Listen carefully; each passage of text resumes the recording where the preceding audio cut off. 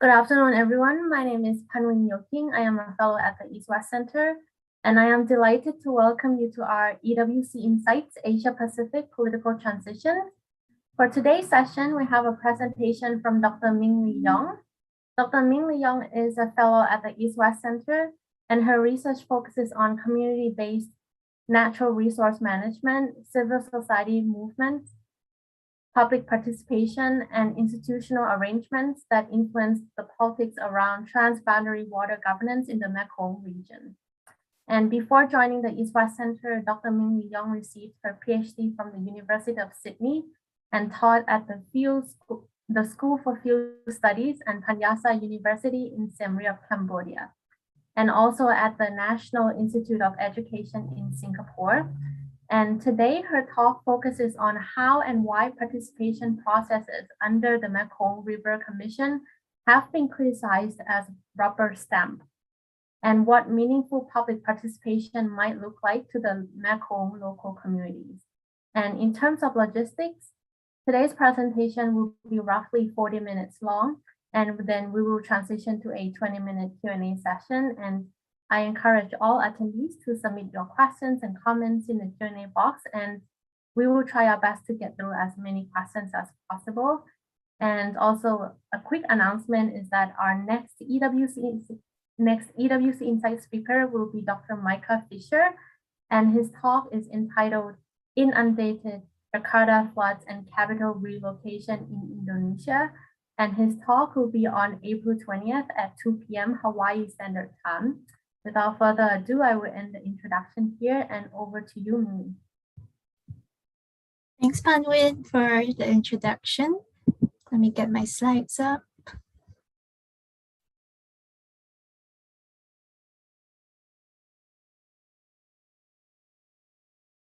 Okay, so hi everyone. Very happy to be able to share my research with you today.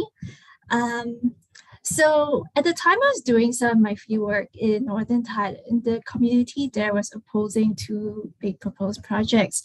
The first was the China-led rapids blasting project in the area, and the second was the proposed Pat Meng Dam about 100 kilometers downstream in Laos. So during this time, you would find these stickers around town with the slogan, "The Mekong River is not for sale" on it, and also on t-shirts that some of the community members were wearing.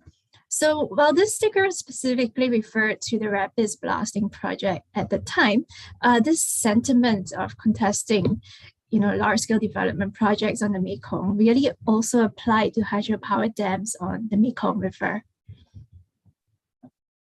So the Mekong River flows through 6 countries, with China and Myanmar forming the upper reaches of the Mekong, and Thailand, Laos, Cambodia, and Vietnam forming the Lower Mekong. So the river basin holds massive hydropower potential, and dam development is really driven by energy-hungry countries like Thailand and Vietnam. Laos, which holds about 60% of the Lower Mekong Basin's hydropower potential, wants to become the battery of Southeast Asia.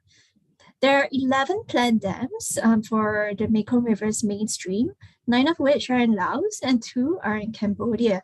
And studies have shown that if all 11 dams were to be built, there will be devastating impacts to the environment and food security across the region. Recent years, there have been some unprecedented changes to the Mekong River. So the usually quite muddy and brownish Mekong River turned a clear blue color in 2019 amidst a severe drought under El Nino conditions in the region. And this happened shortly after the Xayaburi Dam that was built across the mainstream of the river in Laos became operational. And just last month, the last Irrawaddy dolphin in the deep pool that straddles the Lao-Cambodia border has died. This small population was actually declared functionally extinct in October 2016, and this was the same year that construction started on the Don Sahong Dam, just about 2 kilometers upstream of the deep pool. So even though a small population of these dolphins still exists further downstream in Cambodia, this is really the sad end of an era for the people and ecotourism in that area. In Cambodia, the reversal of the flow of the Tonle Sap River leading to the Tonle Sap Great Lake has been delayed every year since 2019. So this is Southeast Asia's largest inland lake, which is connected to the Mekong River. So I was in Kampong Kliang in Siem Reap during this time and observed that water levels were falling extremely quickly, even in the span of 1 week, as you can see from these photos here. And this has had severe implications for fishing livelihoods and food security around the lake. The dams on the Mekong River will have a severe negative impact on the river, especially in terms of altering its flood pulse. The flood pulse of the Mekong River dramatically changes the landscapes of the river between the wet and dry seasons, as you can see in these photos. It drives the ecological productivity of the river, especially in supporting one of the world's largest inland fisheries. The traditional livelihoods of millions of people who depend on the Mekong River have also adapted to these rhythms, with diverse livelihood activities that are arranged around the wet and dry seasons. The region has undergone rapid development and change since the 1990s, especially in terms of economic development, the establishment of special economic zones, and large-scale infrastructure, such as highways, and also economic corridors that are crisscrossing the region. So it was also during this time that plans for a regional power grid was envisioned that would allow for power trading across the region.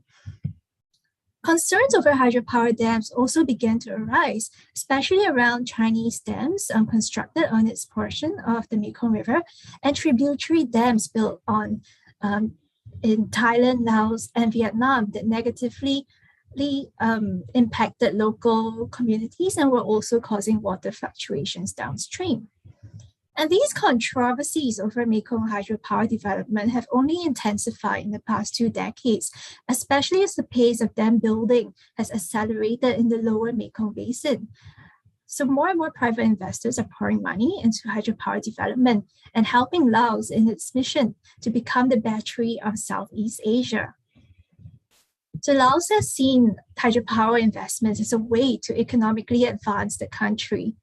So today I'm going to focus on dam building in the Lower Mekong River Basin.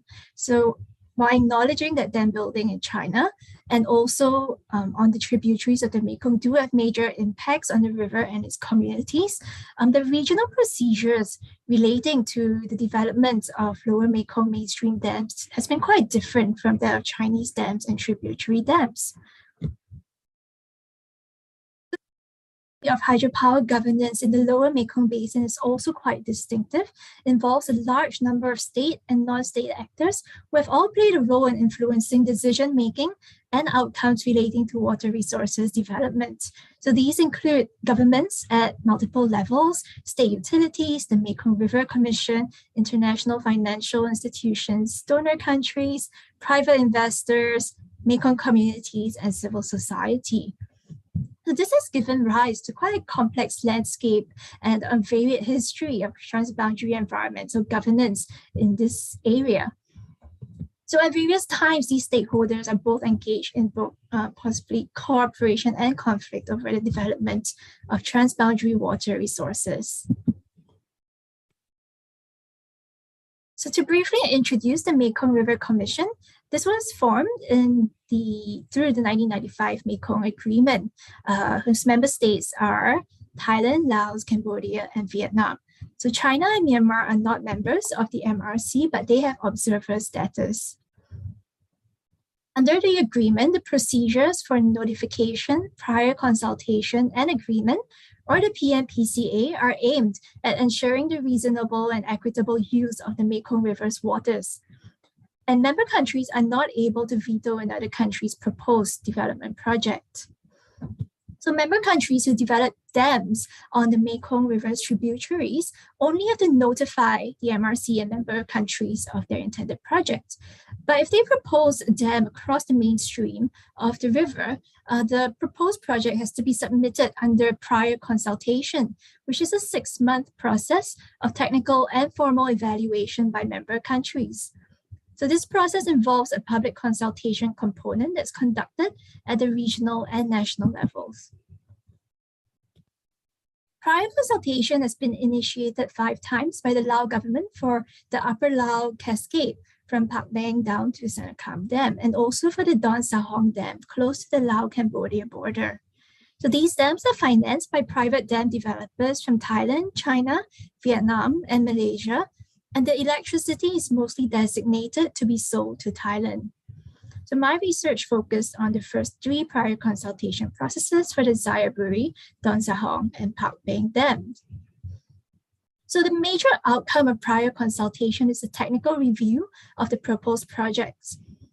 So as part of this process, stakeholder consultations are organized at the national and community level in Thailand, Cambodia, and Vietnam to evaluate the project documents.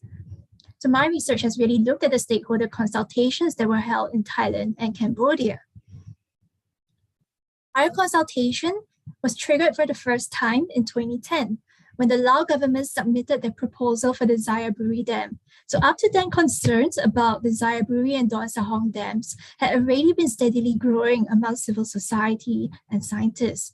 And prior consultation, when it happened, actually opened up quite an unprecedentedly public arena in which these contestations over the proposed dams played out. So it also should be noted that the PNPCA is driven by multiple stakeholders, both within the MRC and beyond the MRC, which includes Western donor countries. So the Xayaburi and Don Sahong consultations were really strongly contested, as different stakeholders had differing interpretations about the process through which prior consultation was conducted and what its outcomes should be. And in the end, the government of Laos unilaterally went ahead with dam construction, despite the strong concerns that were brought up not only by civil society, but also downstream countries, Cambodia and Vietnam, who suggested that the 6-month consultation period be extended for further evaluation, and who also proposed a 10-year moratorium on mainstream dams. As a result, prior consultation has come to be criticized as a rubber stamp for Lao mainstream hydropower dam projects. So I was really interested in finding out why and how the processes and dynamics within these spaces of public participation contributed to such a perspective. As the only official channel through which concerns about proposed dams could be submitted, and after the perceived failures of the Xayaburi and Don Sahong PNPCAs, there were mixed feelings about the process, as you can see from this quote by a Thai NGO representative who told me, some of us think that it's a rubber stamp. If we participate, it means we support the rubber stamp. But some people still feel that we have to participate. At least there are some people to question, to say something, to make their voice heard, and to make a stand.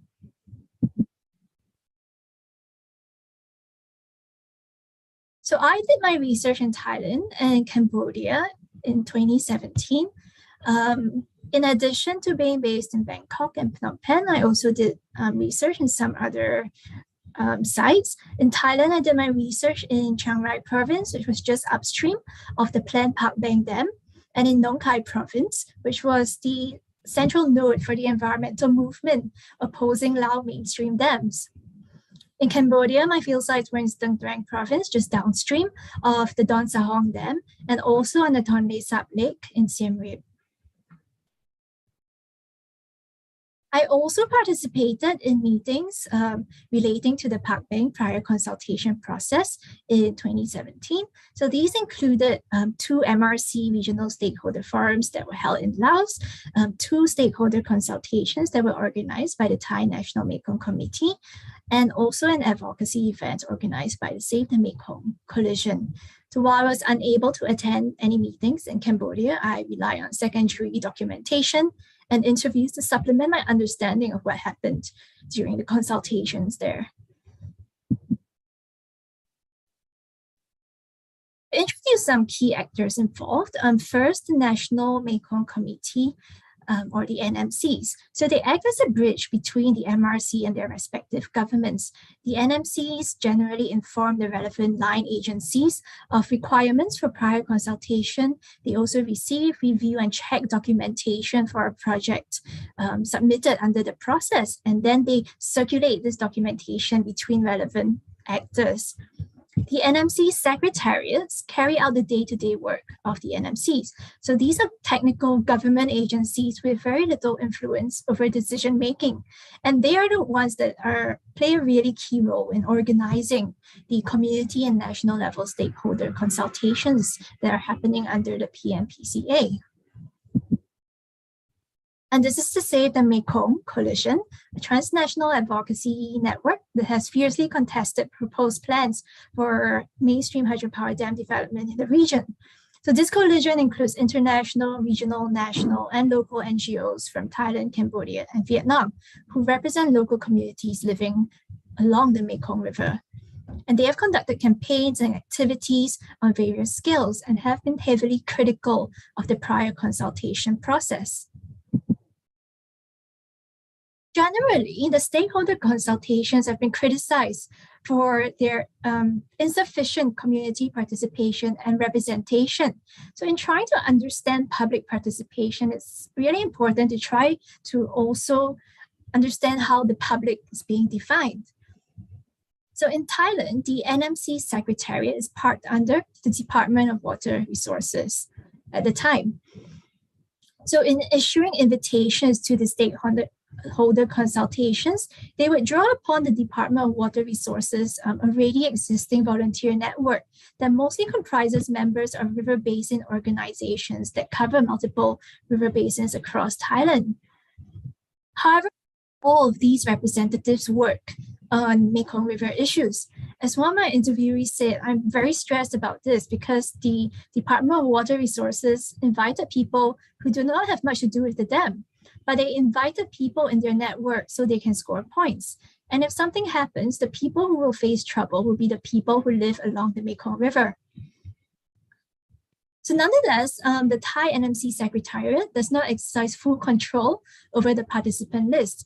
Whether or not Save the Mekong activists were invited to these public consultations appear to depend on their relationship with the Department of Water Resources Volunteer Network, who were generally in charge of issuing invitations at this local level.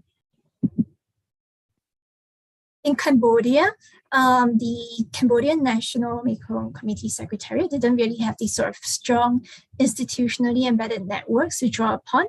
And officials said they had limited budget and limited time, and therefore had to be selective about who they invited and the provinces that they chose to involve in these consultations. So community stakeholder consultations were not publicly announced, and only those invited by NGOs and the government received notifications about the meetings.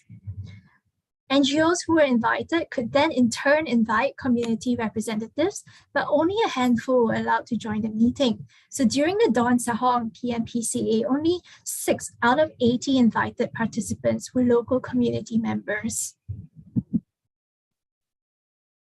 Recurring criticism of the stakeholder consultations has been that too few consultations were held.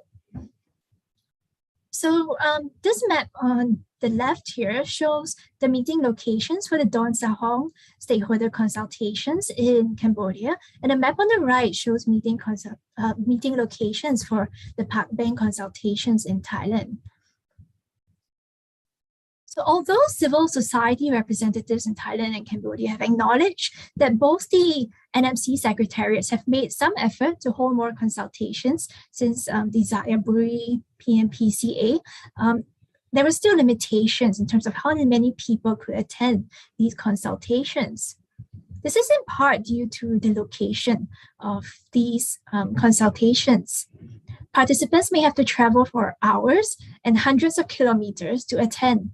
And they also need resources to do so. For example, they need transport, cost cover, and also a stipend.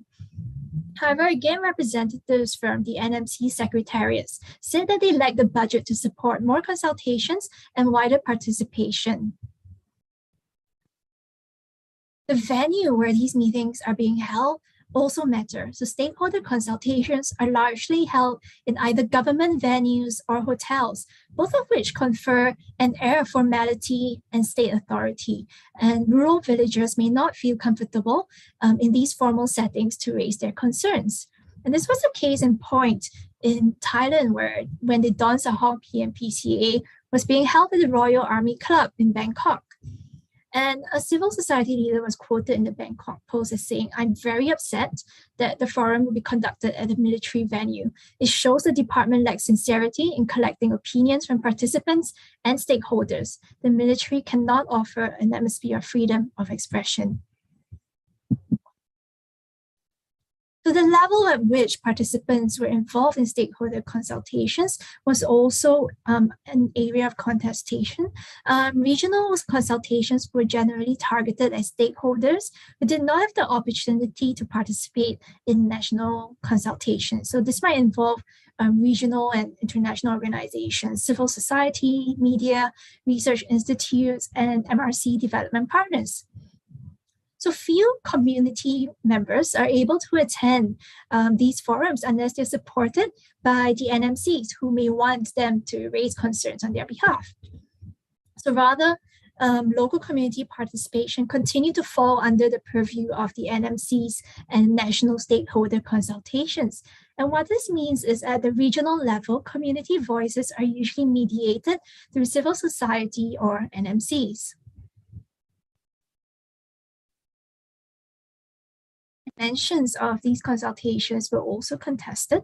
So there was some degree of improvement. Consultations for the Don Sahong and Pak Bang PNPCAs definitely took place much earlier as compared to the Zayaburi Dam PNPCA, which allowed for more time to collect stakeholder concerns. However, some problems still persisted.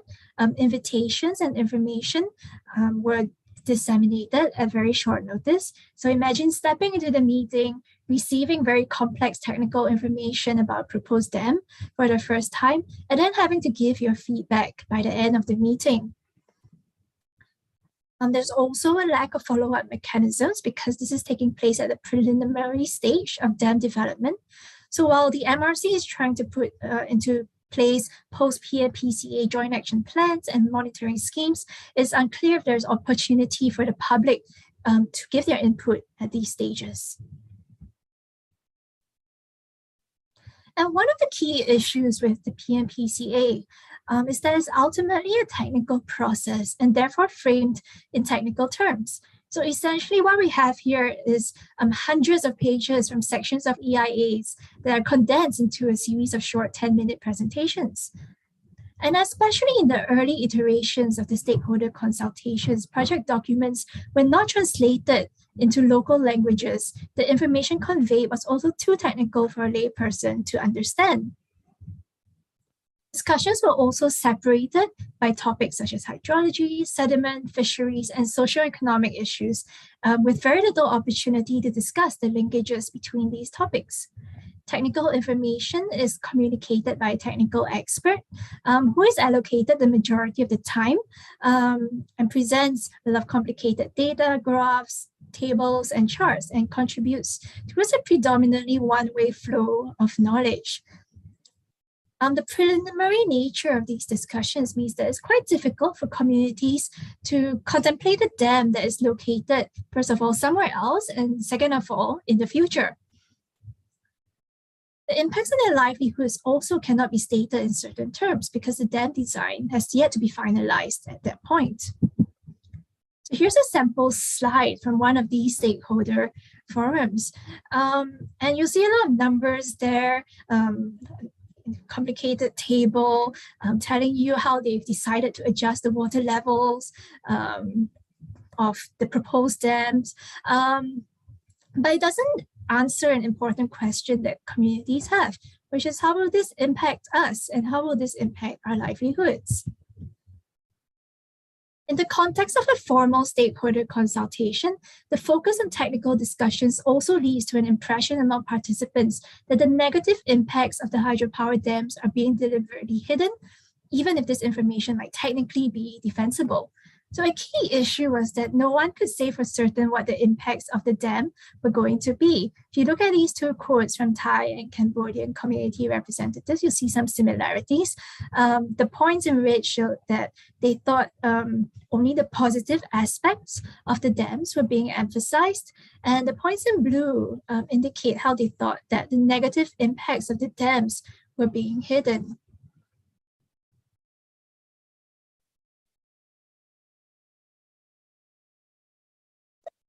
Technical and scientific knowledge is necessarily bad. It's not a simple dichotomy between, technical knowledge being good or bad. Sometimes it helps to facilitate discussions on otherwise sensitive issues. So this Thai NMC Secretary official said, we've been developing a track 1.5, and somewhere in between tracks 1 and 2, formal and informal. We commit to the discussion or issue as technical people, as working group members who are willing to discuss. This does not mean that we represent the government on all issues, but we can learn from each other. So when we later engage in track 1, which is very official government track, we can hopefully find a way to resolve some of these issues. Example would be the presence of sectoral technical working groups in Cambodia, which comprise government, donor partner, and NGO representatives. So the technical sub-working group on hydropower actually did provide an avenue through which NGO representatives could channel their comments to the Cambodian NMC.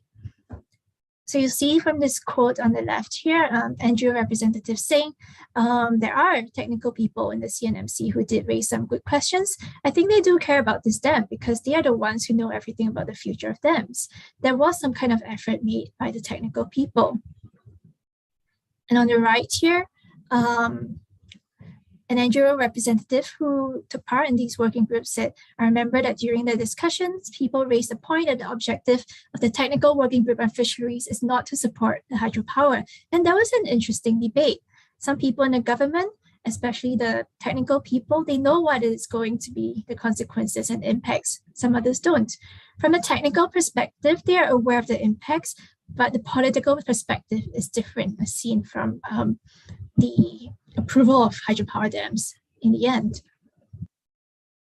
Ultimately, the legitimacy of these stakeholder consultations were also called into question because concerns around accountability were not adequately addressed. So the NMC secretariats, who were technical experts and mainly held coordinative responsibilities in the government, they had very little influence over decision-making and could only pass along concerns raised at these consultations. In trying to position themselves objectively as technical experts, this also meant they were unable to answer questions relating to accountability, which led to quite a bit of frustration in the stakeholder consultations that I attended in Thailand. As you can see in this excerpt from the Q&A session, a community representative said this information is not clear. Laos said that the dam is not going to impact us, but Thailand says that it will. On behalf of the Thai government, do you think that the dam will impact Thai villagers or not? You have to make it clear whether we will be affected or not. Are you concerned about money or people's livelihoods or the relationship between Thailand and Laos? What is your stand? And are you going to be responsible for us? So to them, the PNPCA came to be perceived as a justification for absolving the Lao and Thai governments from further blame in relation to public participation. And it doesn't help that dam developers are generally not present and do not give presentations during these stakeholder consultations. Another Thai NGO representative said the Department of Water Resources is like a postman's job. That's been something people have criticized. This is the most you can do. You are a courier. You are just a DWR. You are the Thai NMC. You should do much more than this. There were much stronger views and points made in the meetings, and these points were not flagged in the reply forms that were then officially sent to the MRC and conveyed to the Lao government containing these concerns that were raised at the consultations. But even with procedural improvements, there will be limits to which the PNPCA can address concerns through a technical framework. There is little leeway to discuss whether or not a dam should be built. Rather, mitigation is emphasized. Poor quality EIAs have been submitted by project developers, either having large sections copy and pasted from other EIAs or using information that is out of date. The dams are also assessed on a project-by-project basis, and therefore there's really a need for basin-wide cumulative assessments to understand what the impacts of a single dam are going to be. In going through a process recognized by the MRC, member countries, and development partners, prior consultation also in a way legitimizes the Lao government's narrative of sustainable hydropower.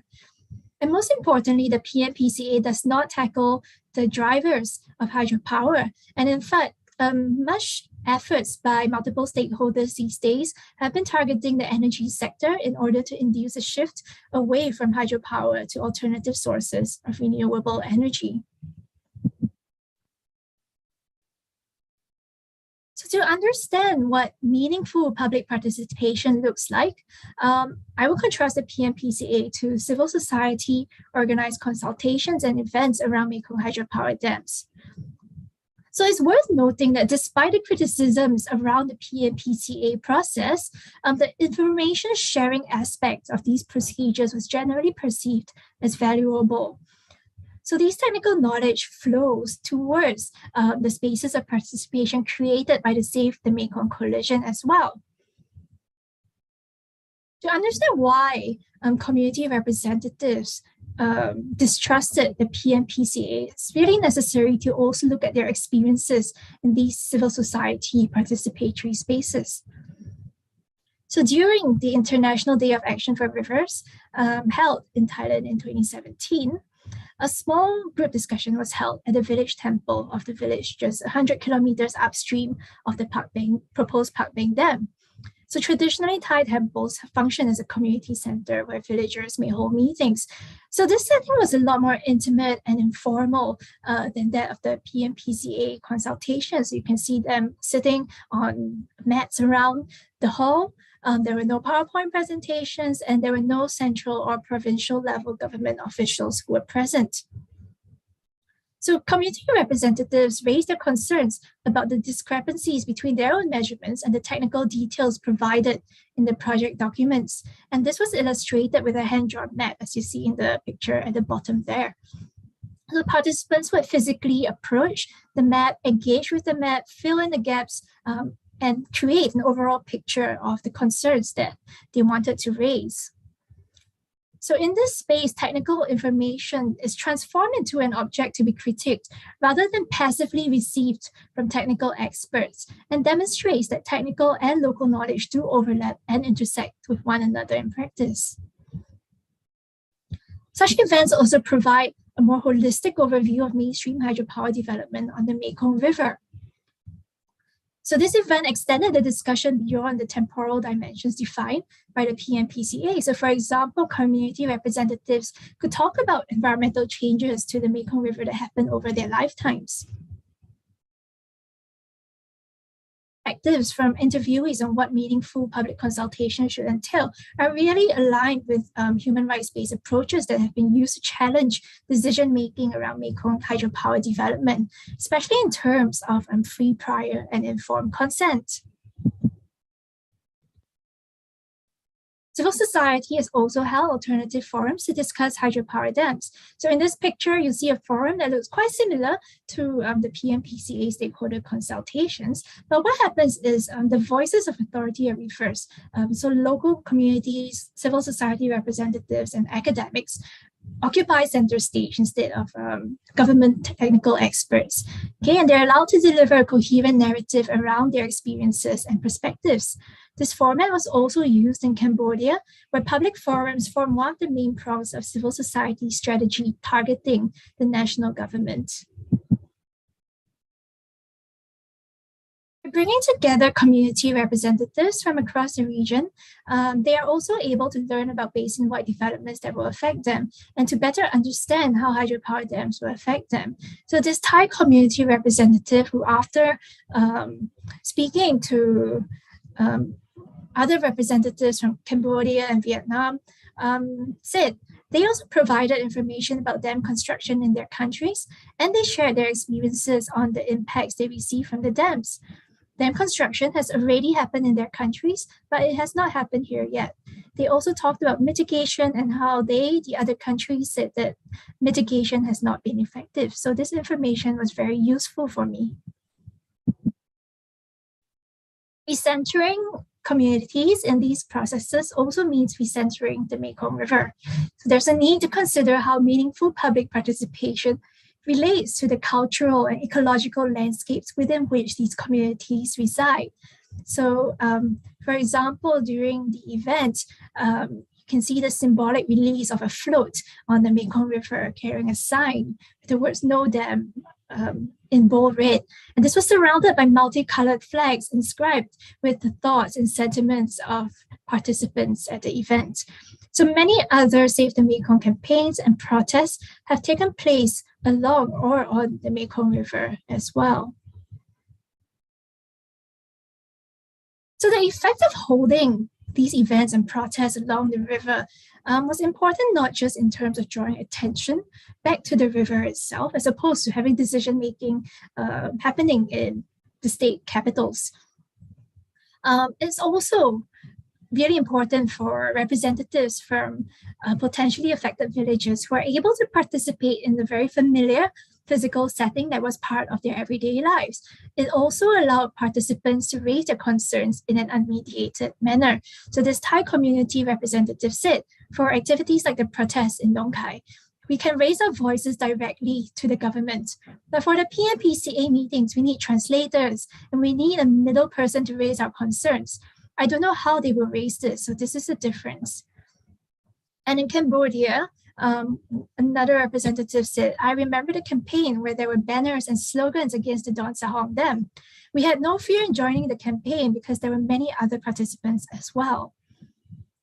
So these protests were received differently by authorities in Thailand and Cambodia. In Thailand, the Thai NMC was very displeased with the protest, that they felt embarrassed the Thai government, and they view the PNPCA stakeholder consultations as the only proper channel through which concerns should be raised. Okay, but these protests did put some pressure on them to make improvements to the process. In Cambodia, the central government was actually quite concerned about the impacts of the Don Sahong Dam at the time. They did not overtly show support for or participate in the events, but my interviewees say that the fact that these events were approved by the provincial government and also involved the participation of commune and village authorities indicated that the central government did approve of these events.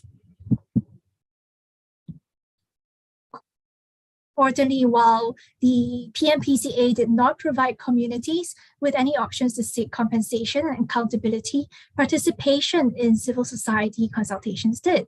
So for example, in Thailand, villagers were supported and consulted to file a lawsuit against the Thai government's involvement in the Xayaburi Dam.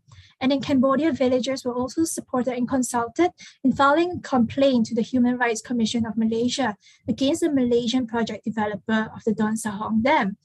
And this Cambodian community representative said, I felt at the time that the NGOs were helpful, even though they could not say directly that they really strongly supported us. They raised clear scenarios and analysis about what the impacts of the dams might be, what has happened so far, and what we should do.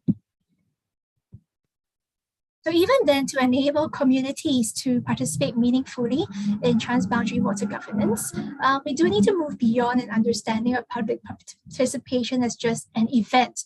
So whether or not people are able to participate in water governance also has to be viewed in the context of state distrust, increasing repression of civil society in the Mekong region. So community members may also want to maintain a good relationship with local authorities who may not oppose hydropower, and therefore may have to choose between hard and soft advocacy methods. Hard advocacy referring to more oppositional activities such as protests. In meaningful engagement with communities in the river basin, it's also necessary to consider how engagement can take place beyond events. This is important because it does have implications for the willingness and capacity of communities to participate in stakeholder consultations and engagements in the future, and also has implications for the ability of NGOs to campaign on behalf of communities in the future. So this Thai NGO representative said, you can say that for the movement against the Zaraburi Dam, the main actor was the Thai local community network. Because if local people do not say something, if they didn't voice their concerns, then other sectors like NGOs or national, regional, or international organizations cannot say anything much. They cannot put on the pressure and they cannot support them much. So it's very important for local people to start the campaign. And in Cambodia, after an NGO representative who was reflecting on the Don Sahong, PNPCA said, well, one lesson learned is to mobilize the grassroots. And before we can mobilize them, we have to put in more effort to train them, to raise awareness, to educate them about the impacts of hydropower development. This is something very important that we have to do, and we cannot do it in a short time period. And something I've noticed as well is that in places where opposition to the dams have been strongest is where grassroots community-based conservation initiatives have been in place for many years. So this can take place in the form of conservation zones or ecotourism. So ultimately and ideally, transboundary water governance should take into account the diverse tangible and intangible values attached to the river by communities, and also to value their ecological knowledge and incorporate their voices into decision-making. So there's much potential to think about how bottom-up approaches can be incorporated into transboundary water governance, and in doing so to reconsider the value of non-state avenues for participation and also novel forms of public participation. So that's all I've got for my presentation today, and I'll be happy to take questions. Thank you. Thank you, Ming, for the rich presentation. I definitely have learned a lot about Thailand and Cambodia through this session. So let's move on to the Q&A session. So the first question we have for you from the audience, our attendees, one of our attendees is stating that I doubt the locals are able to advocate for themselves, even if they had participated in the governance proceedings. Who advocates for the 50+ minorities on such breadbasket issues? And also with the reduced water flow due to China's dam upstream, how likely is Laos to realize becoming Southeast Asia's battery? Right. Sorry, could you repeat the first part of the question? Sure. The question is, who advocates for the 50 minorities on such breadbasket issues? And also the second question, with the reduced water flow due to China's dam upstream, how likely is Laos to realize becoming Southeast Asia's battery? If you need time to think about this, we can come back to the question. Right. So who advocates for the people along the Mekong River? It again really depends on each country. So in Thailand, obviously, there's a much stronger history of environmental movements against hydropower in the country, and therefore community social movements definitely have a lot more ability and capacity to advocate for themselves and to organize themselves as well. Of course, this will be supported by NGOs at different levels. So you might have local community-based NGOs or NGOs based in a certain part of Thailand, or also NGOs at the international level supporting them. In places like Cambodia, again, I think who advocates on behalf of these communities would depend on whether there is an NGO attached to that area. So again, you have these kind of provincial level NGOs who might work on more localized issues versus the NGOs at the national level who cover a wider range of issues, but who may have more resources to coordinate a big campaign. But yeah, it's difficult because at the end of the day, it's hard for people to participate, especially as spaces for civil society is generally shrinking across the region, and also where official participatory processes don't fundamentally reshape any power relations that lead to changes in decision making. So it's definitely quite an uphill challenge in terms of having them to participate. But I think nonetheless, it's really important for them to raise their voices in whatever way they find. As for China dams affecting the Laos aspirations to become the battery of Southeast Asia, I think that's definitely an issue, especially for the dams on the mainstream, which I think would be most affected by the Chinese dams, which are also on the mainstream of the river. So the combination of dams withholding water upstream and also on the tributaries, plus climate change, which brings quite a bit of drought, plus the fact that none of these dams are coordinated with one another. I think, it will definitely affect power projections attached to these dams, but the Lao government does seem quite determined to still move ahead with these projects despite these sort of issues occurring, and also even with the very rapidly dropping price of solar in the region. And this has a lot to do with the political economic drivers of hydropower development in the region. There's a lot of money to be made from these contracts and agreements that have been signed, many years ago, or even a decade ago. All right, thank you. Thank you for an excellent answer. Let's move on to the second question. And so the question, the audience is asking, how are the anti-dam protests viewed by the wider population in the countries that you have studied? Are people generally in favor of the dams, or do they empathize with the protesters? Right. I think that the protests definitely receive a lot of coverage in the newspapers. So in Thailand and in Cambodia, these were quite widely covered.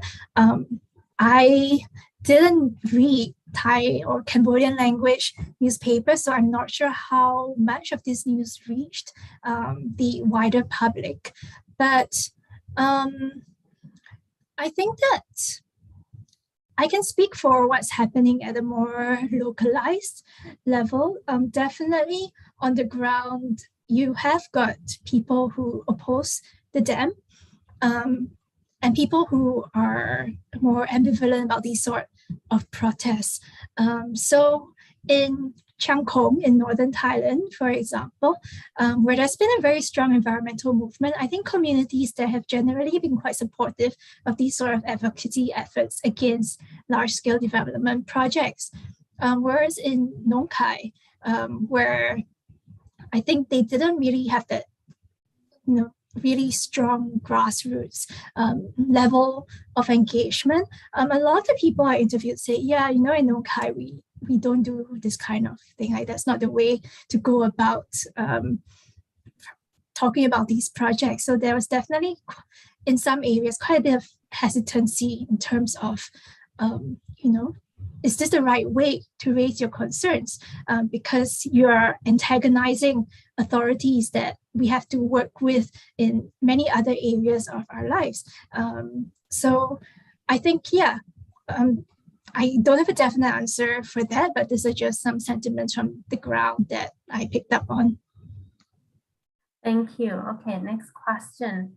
Is the progress being made in other forms of renewable energy, like solar, likely to make any impact on these processes? I think that's a question that a lot of practitioners are thinking about at the moment. I think the growth of solar and the falling price of solar has definitely strengthened rationale that this is a feasible form of alternative energy that can be implemented in the Mekong region. And this has been shown in Vietnam, that has really, I think, rapidly increase its installed capacity from solar power in the past couple of years. So in terms of advocating for solar energy as a feasible alternative for Thailand and Laos, I think these sort of developments have provided a really good basis for these sort of arguments. But like I said, the Lao government does seem to be quite determined to go ahead with hydropower development. So what has happened in the past couple of years was that the Thai government had been stalling on making a decision on whether it was going to buy electricity from the Park Bang Dam and the Park Lai Dam. But just recently, I think in the last couple of weeks, the Thai government announced that it was in fact going to go ahead with buying electricity from these dams. So this is despite a lot of advocacy and a lot of, even with, I think, USAID pushing for trying to create dialogue around having solar energy becoming a more feasible alternative. So despite all these that has been happening, I think it really shows that there are some very strong political economic drivers of hydropower in the region that have to do with the way that the state utilities are being structured, the agreements that have been signed between these companies, and also the rationale driving the Lao government to continue hydropower development. Okay, let's move on to the next question. I love how civil society believes that their advocacy and engagement can significantly change the course of the dam development in the Mekong region. But how much evidence is there for that? To what degree does success in Thailand on that front just displace it across their borders? And how does that square with all the dams already being built in Yunnan that already affects the environment in the Mekong? Okay, so civil society and sorry, could you briefly summarize them again? Okay, Let me repeat. How much evidence is there for that? And to what degree does success in Thailand on that front just displace it across their borders? And how does that square with all the dams already being built in Yunnan that already affects the environment in the Mekong? Right. Yeah, so I think there's quite a few dimensions to this question. In terms of successes, I mean, at the time I was doing my research, there was quite a sense of disillusionment already in the region, especially among communities and civil society, because they tried so hard. They tried a lot of novel approaches towards trying to stop the dam. So, the key one in Thailand being challenging the extraterritorial obligations of the Thai government. So at the time, no one had ever challenged a Thai project that was outside of Thailand. So this was very novel.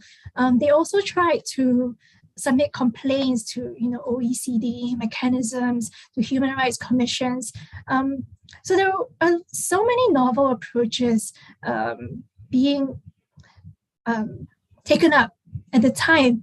But as the process went on and on, all these complaints were either dismissed or nothing much happened with them, and the dam building still went ahead. So there was definitely a big sense of disappointment and disillusionment at the time, like what more can we do? So civil society, I think, had moved to then tackling the drivers of hydropower. So like I said, they really tried to advocate for alternative sources of energy, and also trying to review Thailand's power development plans to see if they really needed all this extra power from Laos. But in terms of its impacts over borders. I think this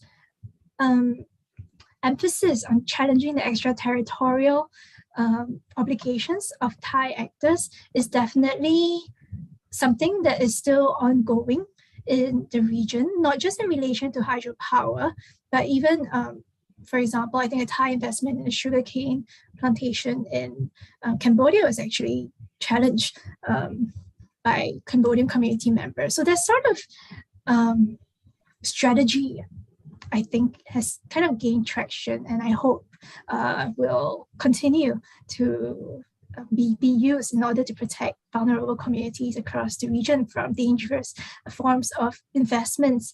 In terms of this taking place in relation to the dams in China, I think it's difficult in the sense that the dams in China are in China and built by Chinese companies. Without the Thai involvement in that, then there's restricted avenues through which they can seek accountability and responsibility for these dams. And I think, it's definitely still an ongoing issue that the communities in northern Thailand are not receiving enough notification about releases of water from the dams upstream. So what's been happening is really, I think, unique kind of alternative coalitions that are then putting pressure on the Chinese government to release more data about their dams. I think we see that kind of happening around the politics of water data management in the region right now. Okay, all right, we have 3 minutes left and it looks like we have 6 questions. Okay, so the next question is pretty long, but due to the time constraint, I am gonna ask one question from this set of questions. It pertains to CSO responses. Are you ready? Okay, so have you seen major differences in CSO responses and involvement where there is a good base of local CSOs within the country? There are other questions, but I apologize to the author of this question. I can't get through all of them.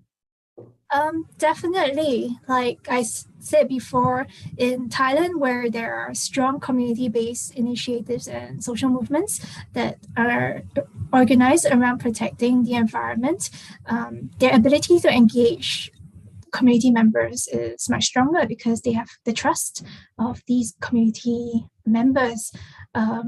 In Cambodia, I think that is also the case. However, I think in the case of the Lower Sesan 2 dam, based on what I've been reading, it's also a case where you have some CSOs who don't want to offend the central government and are therefore trying to pressure or negotiate for the communities to accept compensation instead of resisting the project. So in those cases, I think, it's definitely a mix of, the history of CSO engagement in those areas, how much the local communities trust them, how much these CSO activities are kind of built into the everyday lives of these communities, and also the relationship that these CSOs have with various levels of government, from the local level to the central level. I think all of these factors will definitely have an impact on how well they're able to engage communities on the ground. All right, okay, 1 minute left. I'm going to squeeze in 2 questions. Was there any evidence that the official consultations brought to change to the outcome of the dam construction or design? For example, are there consultations of any use at all? Well, there were changes to the Xayaburi Dam design. So after the consultations, the Lao government actually invested, I think, hundreds of millions of dollars more to redesign the fish ladder of the Xayaburi Dam, because there's so much contestation around whether fish could pass through the dam or not. So in terms of mitigation, yes, it did lead to some redesign of the dam. It does lead to some sort of mitigation measures for the dam, but it still doesn't quite address the issue of, should the dam have been built in the first place? Were there alternatives that could have been pursued instead of these dams? And also, yeah, I think communities wouldn't really have considered that a success in their terms. Okay, got it. I'm squeezing one more question. What would you advise NGOs who want to improve the effectiveness of the community advocacy effort? Have any recommendation for that? Right. Well, I think that, and I wouldn't, be able to make my experience cannot compare to the years of experience that these NGOs have had on the ground. But I would say that if anyone wanted to support these NGOs, support them in coming up with, sustained engagement and activities that don't necessarily have to revolve around opposing a project, but rather that are focused on environmental stewardship, conservation, understanding how to create sustainable forms of community-based natural resource management. And I think, forming these sort of stronger governance structures at the local level will put these communities in a really good position in the future if they were to have to advocate for themselves when they do face huge development projects or opposing projects. So that's something that I would recommend. Yeah. Okay, thank you, Ming Li. Unfortunately, we cannot get through all of the questions, but if you would like to ask Ming Li follow-up questions, her email can be found on the East West Center website under the research program. And thank you very much, Ming Li, for sharing your informative presentation this afternoon. And thank you to all our audience for joining us. And again, I would like to invite you to join our next EWC Insights for a presentation by Dr. Mika Fisher. And thank you again for being here with us, and have a wonderful rest of the day, and bye.